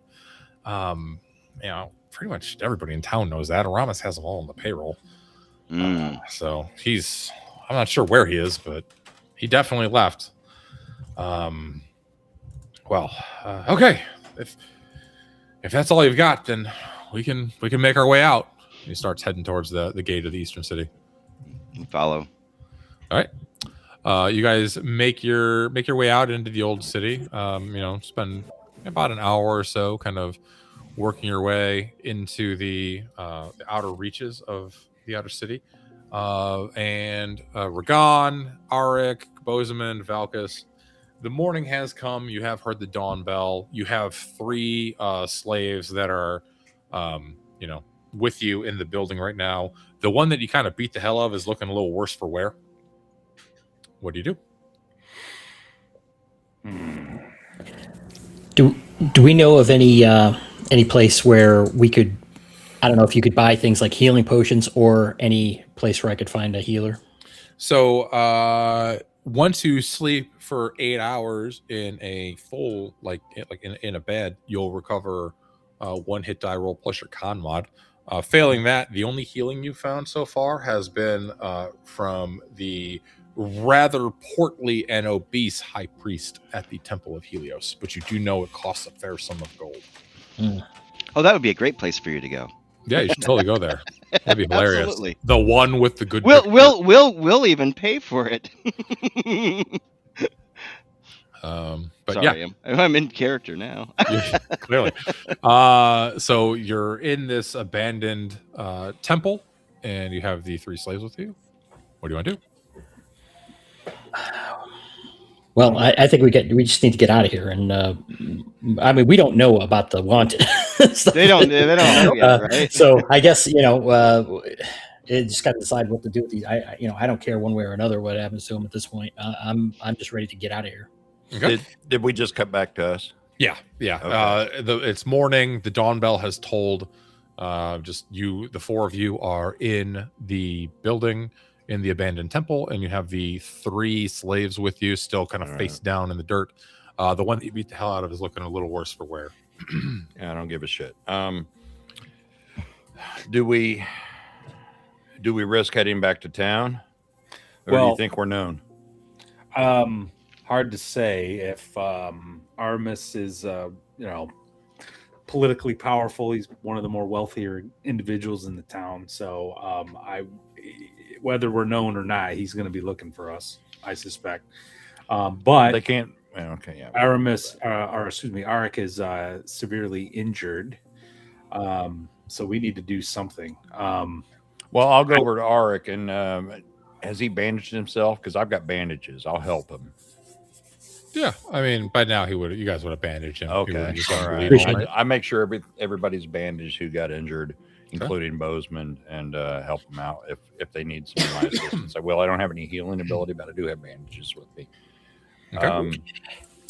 Is there another place in town where we might find a better place to hole up for a little while? Out in this area, I mean. So out here in the old city, this is basically all just abandoned buildings that have been left to be taken by the desert. You do know that there's some escaped slaves that live out here. There's some some actual owned slaves that live out here in the evenings. They retire to the old city for the ones that are not given quarter by in their master's homes. Okay. Well, maybe we could take a perusal and see if we could find a place to hide out. Maybe more secure. Yeah, maybe if we get lucky, there will be some slaves, some freed slaves that maybe have a shaman or some healer among them. That don't have a bone to pick with you. Yeah, that don't. What? So just to recap for those of us in our group, without Jeff and Vance, we're basically just facing death out here in the old city in the desert. We're not looking for anybody. There's no objective there, so we need to try to get back and be the main. Who all has hooded cloaks? I do. Ragon? Let me double check my. Has what, Valkus? Hooded cloaks. Oh, I do not. I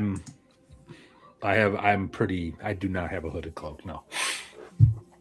So, well, those are our options. I mean, we try to sneak back into the city, or we see if we can find some help out here, just for to get Arik back up, because he took a pretty grievous hit, and then hopefully figure out maybe the slaves out here can point us in a direction out into the desert. We're gonna have to find something. We can't take him to Helios.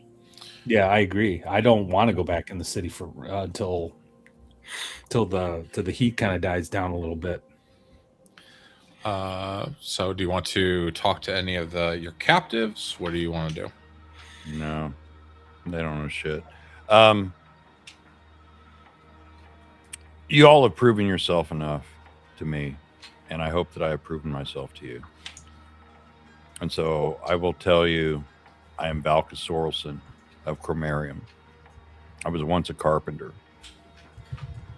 It's Jesus. 3 years ago, my beloved wife, Merida, was murdered by a priest who was traveling through our region. He was a priest of Helios. Mm. I caught him in the act as the final deed was done, and he bludgeoned me and left me for dead. Once I recovered, I joined the Cromerian militia and served my tour of duty so I could learn to fight. And ever since then, I've been seeking him. I've come to Xambaala because I hear that the main religion of Xambaala is Helios, and I suspect he might be here. I'm looking for him. And I care not if I die or live, but I will see vengeance. Oh. Understandable. I nod, but without saying much. I look at the ranger and I say, I'm not a goodly man. You might want to turn your back sometimes. It wouldn't be the first time. So, whatever we do, you want to get back in there. I need to.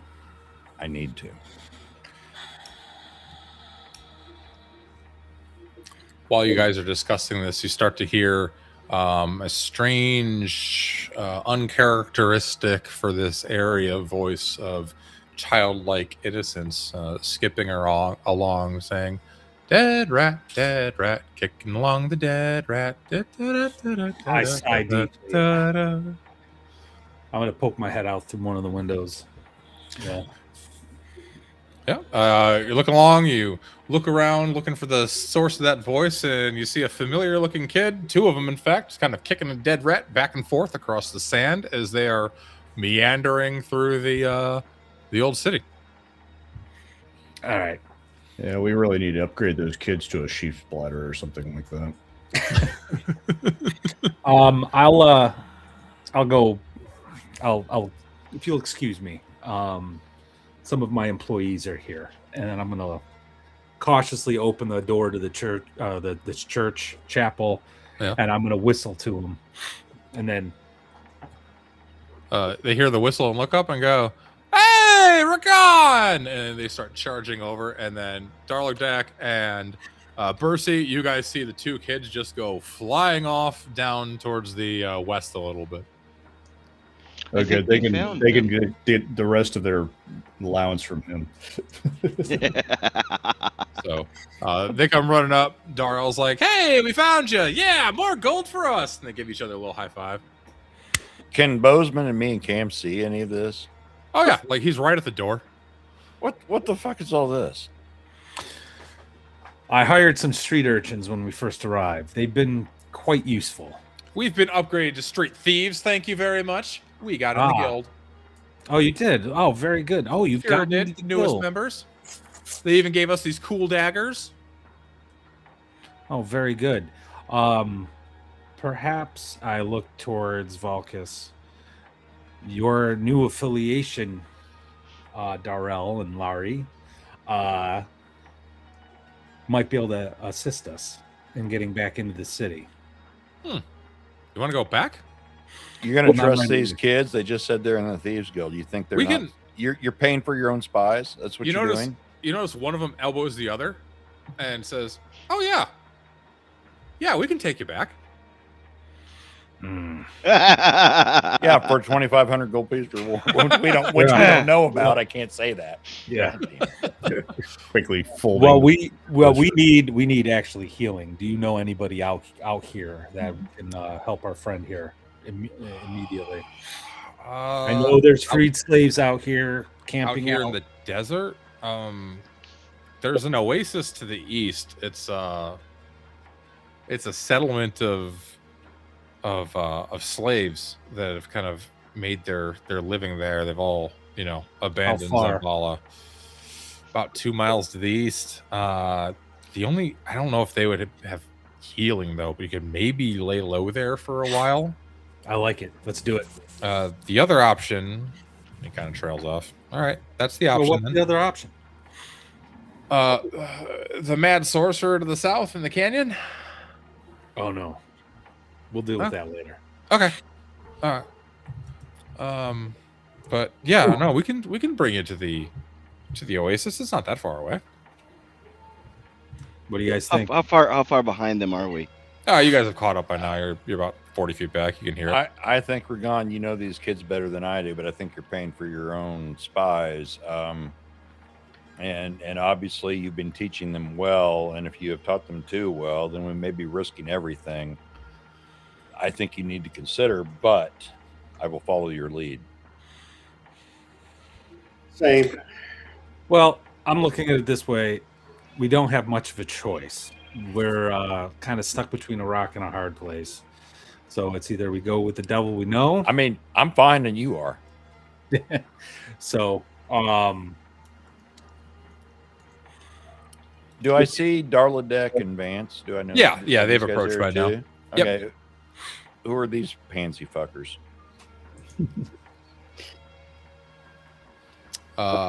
Bozeman, how do you respond to that? Companions, I believe, when last we saw them. And what do they do? Drink tea? Other than stink of cheese and expensive cured meats. And too much Come on, we're erudite, knowledgeable men of So I Fucking walk scholars. up and I'm like, my companions, what trouble have you started? Sup, yo? Siegfried and Roy. You know, would you like to come back to town with me? And Vance, what's your character's name? Bercy. I didn't Bercy. put it on my- Yeah. Brucey and I would certainly pay for your healing. I glance over at Cam and I say, or Eric, and I say, I never thought a Moore would be hanging out with people like this. Oh, That's not- and I pull out the wanted poster and kind of go, Okay, so how good is the depiction of me? The depiction of you is on a scale of 1 to 6. Yeah. It's a 2 out of 6. You think you could probably get away with being is like, no, this that's guy?" not me. That's my brother. Yeah, especially if I'm wearing a hood, right? Okay. Yeah. I'm fine with it. he doesn't look anything like that. The one They for Ark got the is scar spot on the though. left side. Yeah. The beard's all wrong. Yeah. He's too pale. Like, yeah. actually, you look at the You one got for the Ark. twirly mustache, like. You look at the one for Arik and you realize, like, you look much closer now that you're kind of in the sunlight outside. You're like, oh, it actually says Arik the Ranger on the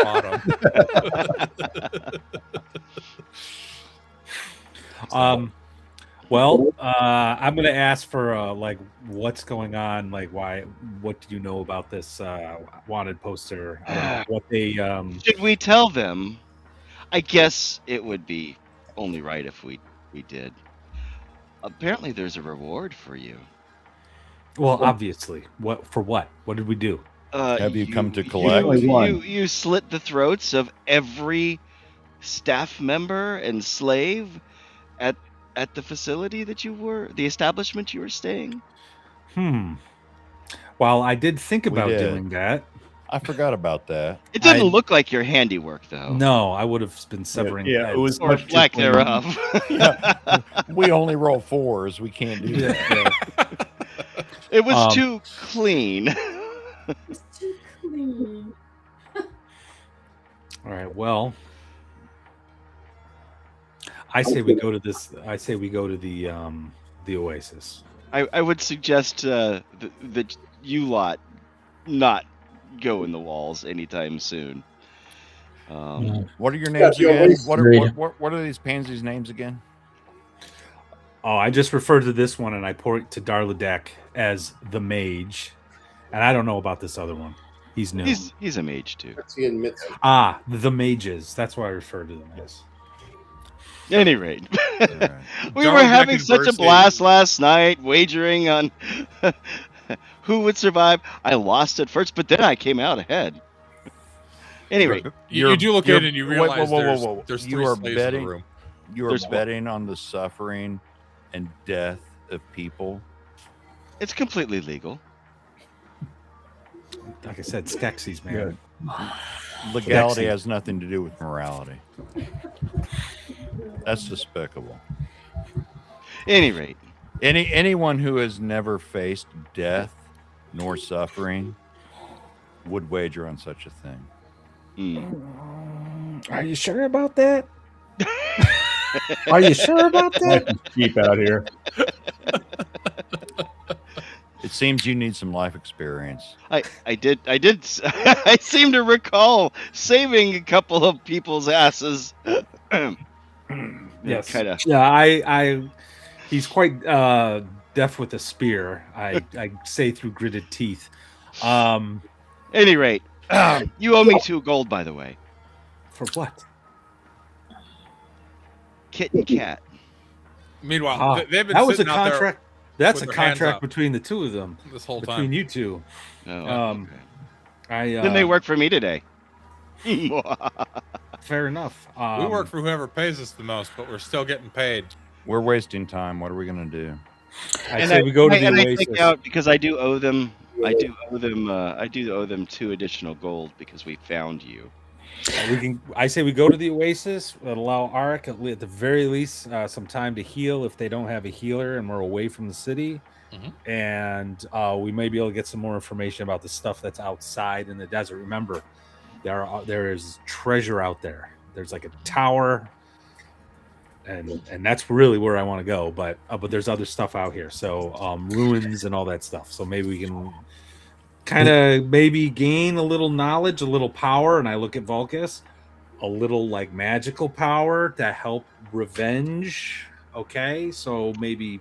Let's put a pin. Let's put a pin in the revenge. Obviously, I can't do this by myself, and if you would have me, I would help you as well. Absolutely.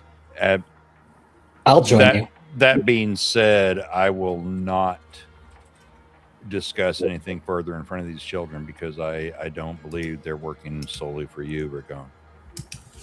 Oh, like I said, we're not working for Ragon today. We're working for Darligdack today. Like I said, I'm damned if I do. I'm damned if I don't. So hey, I understand, but perhaps a conversation when they're not around. Sure, that's fine. I'm okay with the Oasis. We need to get the Ranger healed up, and I fully support that. Yes, he does look like he's If we leave now, we can make it by midnight. pretty rough. We need to make it before Eventide Bell. It's only 2 miles, right? Yeah, we'll be there. That's like an hour. Yeah, it's about an hour of walking through the desert. All right, so you guys head out. I'll stay here with the slaves and make sure they're secure. Actually, I had some. I want to take the slaves with me. You got a plan? Sort of. Are you gonna sell them into freedom again? No. Well, I mean that was genius. No, I know. I got some a lot of gold. I had to give you some respect for that. Yeah. Points, Well, yeah.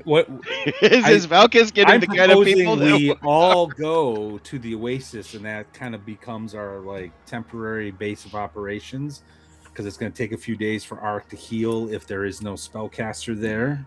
You see what I'm saying? We kind of recoup, get some information, ingratiate ourselves. Well, if anything needs to be gotten from town, I suppose that the children and the 2 mages will be able to Ages. sneak in and out.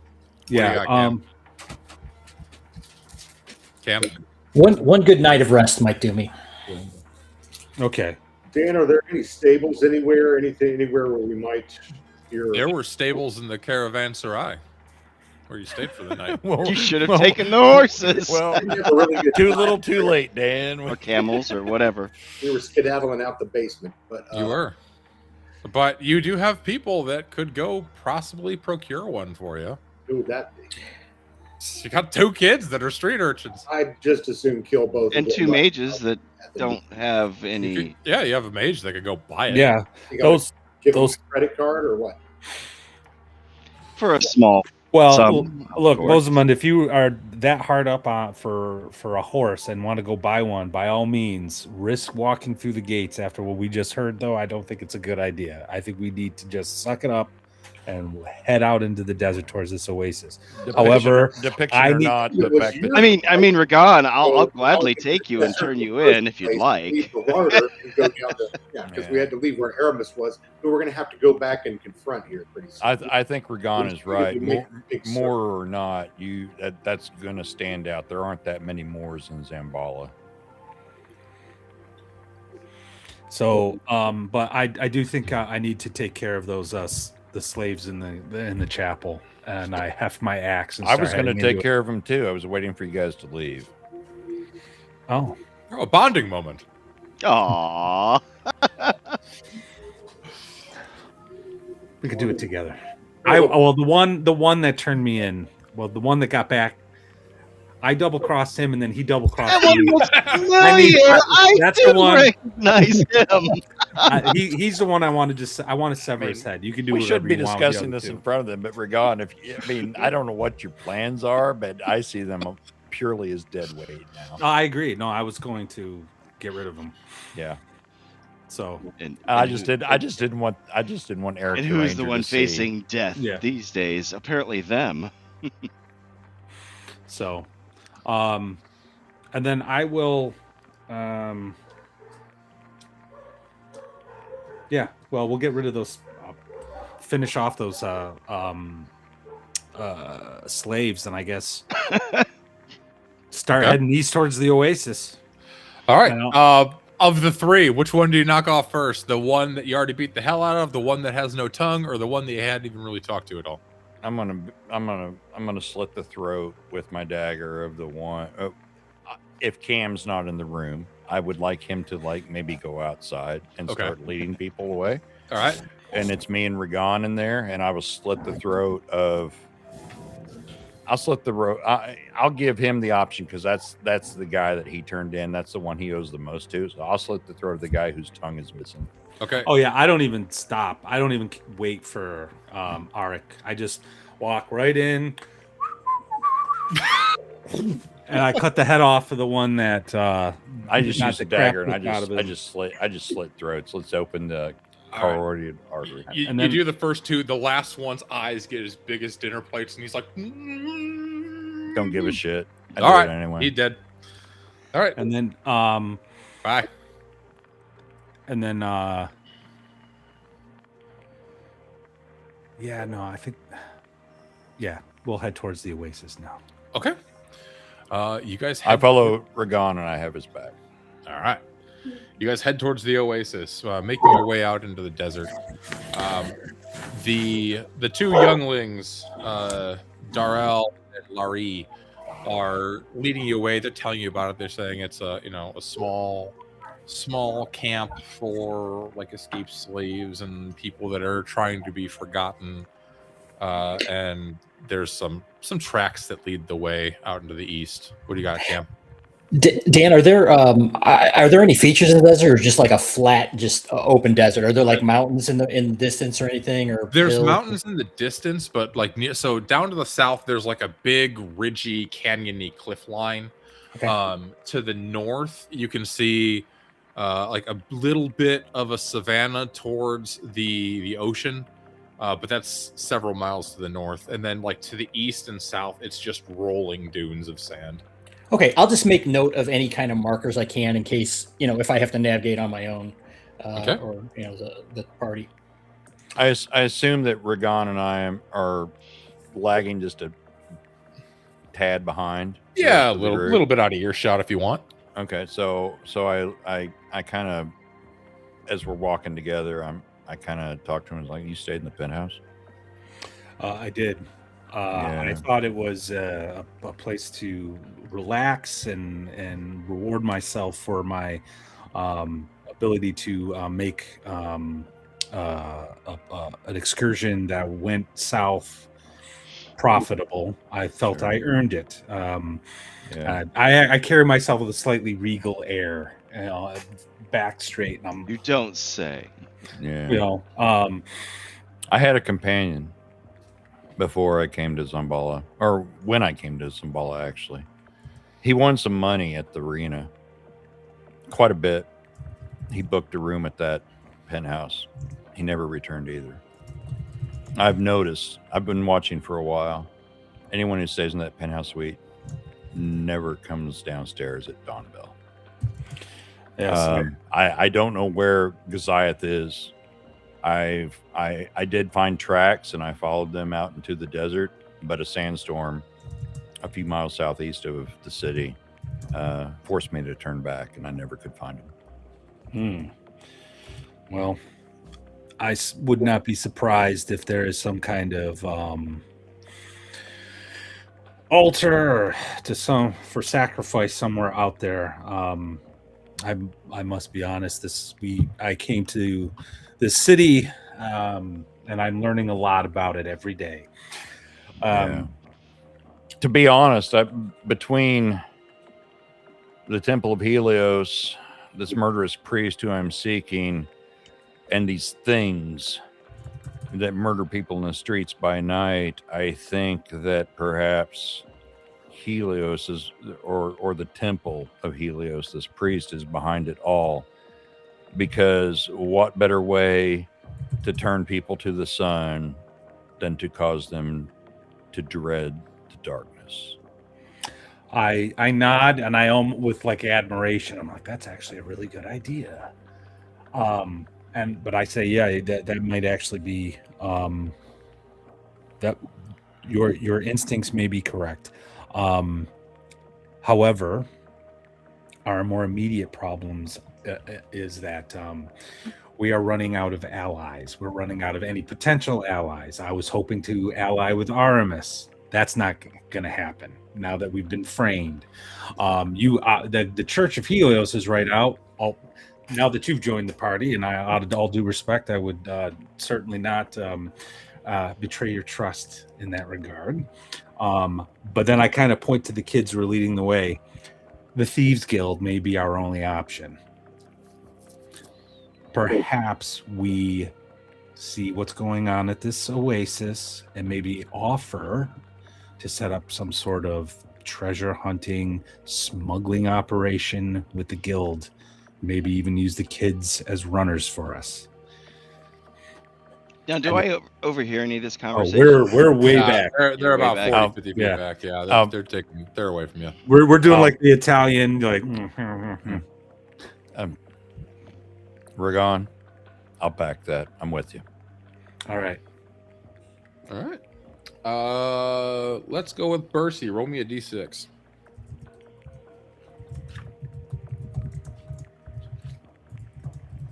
Three. All right. No encounters on your way to the oasis. So, Well, that's good. yeah.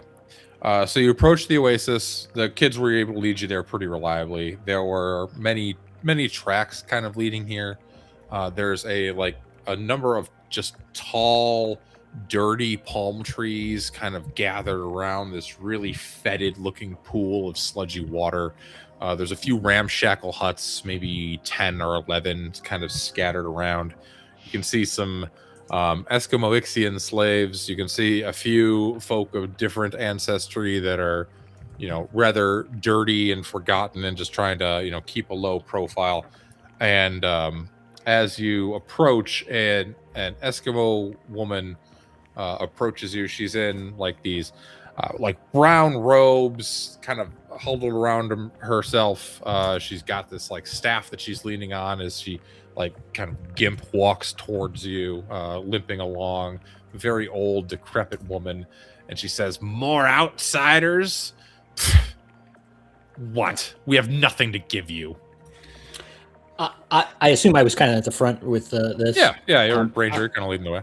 I'll say, well, I have something for you. I have some cured meats, which I have obtained, which I would love to share in exchange for shelter for the night.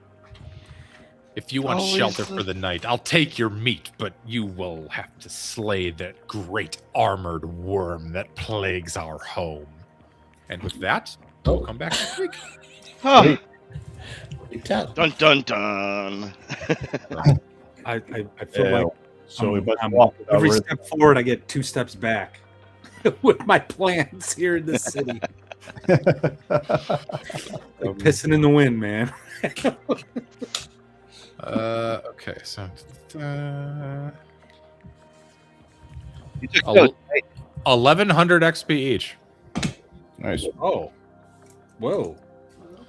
for Nice. problem solving, for revealing the source, or at least one of the sources of Aramis's slave trade, for killing the fire beetles, for murdering a whole bunch of slaves, and for escaping the city without getting caught by the guards. You forgot finding the oasis. Oh yeah, and getting to the oasis. So. Swimming wine and cheese. Some of us. Yep. So I'll just say to the mages who spent the time dining and betting, you're welcome. Oh, we This is going to be my regular theme. yeah, Like, I'm the guy who's been getting stuff done. So, yes, It's not true. and That's what I think. okay. I do think that's enough for at least some of you to probably hit level 2. So I think so. Yeah, I'm gonna have to. you know, don't have to do that right now. Casters, which is just Ragan, will get to pick a new spell. You guys will be able to roll your hit die and add your Constitution modifier, and yeah. So, I'm a caster. What are you talking about? oh, that's true. You are a caster. You get to pick 3 spells. No. And Are we doing advanced. experience Yeah, 1100 XP. Yeah, this is my first. for everybody, including me? Yeah. Holy cow, dude! I'm 2nd level now. The joys of fighter. Oh, what is it? 1,000? No, it's 2K, but he started out with some because he's been adventuring for a while. Oh, you get okay. You rolled them up with some. I got. Yeah, a little bit. So, So Dan, yeah, go ahead. sorry, I was going to say we do get the experience if we have the high enough stats, right? Experience bonus, I mean. Oh yeah, of course. Yeah, make sure you factor in your 10% experience bonus if your stats are high enough. That's your prime Oh, I requisite. forgot about that too. Okay, 12-10. So, I don't think So- I don't think I do. No. Dan, just to confirm, we had 1,000 last session and 1,100 this session. mhm. Okay. I mean, I was sitting at 1760. Yeah, because Cam wasn't here for the first one because Oh, okay. he was off either drunk or in a Lotus Den. Yes, that's right. With his 2 beers a year. So, but yeah, I hope you all had fun. I'm excited to see what happens with this oasis and whatever this great armored worm is that this rather shamanistic looking woman that stands before you. Oh. Yeah, I imagine Vulcus and Ragan having a conversation. You know, they're scheming, blah blah blah, and then we'll use the oasis to set up a smuggling ring, and then we come around the corner and we see the mud puddle. I'm like, Ragan just goes, "Oh, damn it, poodoo." With a little wilderness lore, you could purify that water. I was honestly kind of wondering if Darlig Dak and Bercy were gonna collect on that gold. We're gonna They still could. They still It's could. still young, yeah. Yeah. You know, We They still might. could. You never know. I mean, They still could. depends on where we are in XP with respect to next levels and stuff. Yeah. It's true. It does become transactional at that point, doesn't it? So They just better hope they can get a spell I off certainly- before I draw a sword. I certainly know Matt's character would. Well, hey. I've seen what only you when do. the chips are down would I consider. I just, I thought about not telling you, but you know, What you would Ragan have were done? fair in the fight.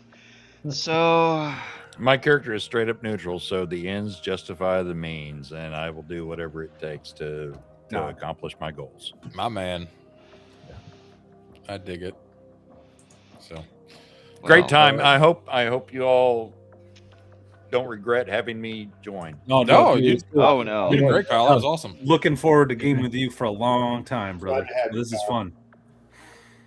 All right. All right, we good there, Dan? Mike is being very, very quiet. He is. We are good, Mike. So just make sure you guys get your XP, roll your hit dice if you leveled up, and pick your spells, all that sorts of fun stuff. But yeah, it was fun. I am good to go next week after North Texas. I'm assuming you all are too. Yeah, some of us will be coming Yes. back Sunday, heading home and all that, but we should be good for Monday night, right? Everybody fine? Should be, yeah. I might be a be little fine. on the tired side, but no big Yeah, deal. probably for a couple of days. Oh, it'll just be easy fixins for the armored worm. Sounds good. All right. Armored worm. All right, well, we'll see you guys next week, and look for the posts on X and on YouTube and maybe other places too, with a reminder about 7 o'clock Central session. This will be session 4 coming up already. Yep. Our little band of heroes is growing. Heroes. Keep using Heroes using the word. loosely. I don't think it I'm means not a what you hero. think it means. Yeah. Were you listening? Because I don't think this group is that heroic. We're Better described as mercenaries and miscreants. We're pragmatists is what we are. Well, good night, everybody. Y'all have fun. Thanks. Take it easy, y'all. We'll see you next week. Well, Thanks.